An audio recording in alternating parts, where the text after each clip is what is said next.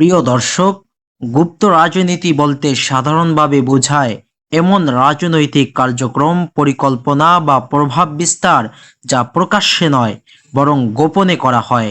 অর্থাৎ জনগণের সামনে একরকম কথা বলা হলেও ভিতরে ভিতরে অন্যরকম সিদ্ধান্ত বা চুক্তি করা হয়।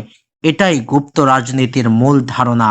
সহজভাবে বুঝলে প্রকাশ্যে যা বলা হচ্ছে একরকম, গোপনে যা করা হচ্ছে আরেক রকম। এই দুটোর পার্থক্যই গুপ্ত রাজনীতি। এখন যদি প্রশ্ন করেন বাংলাদেশে কারা গুপ্ত রাজনীতি করে, তাহলে বলবো সরাসরি কোনো নির্দিষ্ট দল বা ব্যক্তিকে নিশ্চিতভাবে গুপ্ত রাজনীতি করে বলা খুব কঠিন, এবং অনেক সময় এটা রাজনৈতিক অভিযোগ বা মতামতের উপর নির্ভর করে।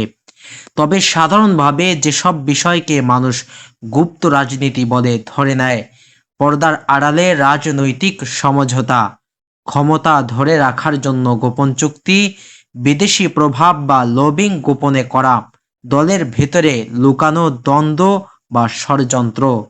এসব কাজ যে কোনো রাজনৈতিক দল বা গোষ্ঠীর মধ্য হতেই হতে পারে।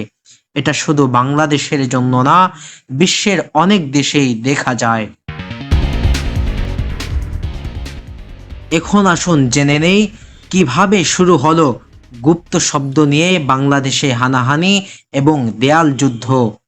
চট্টগ্রামের একটি কলেজে, সিটি কলেজ, দেয়ালে আগে লেখা ছিল ছাত্র রাজনীতি। পরে কিছু ছাত্রদল কর্মী ছাত্র শব্দ মুছে সেখানে গুপ্ত লিখে দেয়। এই পরিবর্তন থেকেই মূল বিতর্ক শুরু হয়।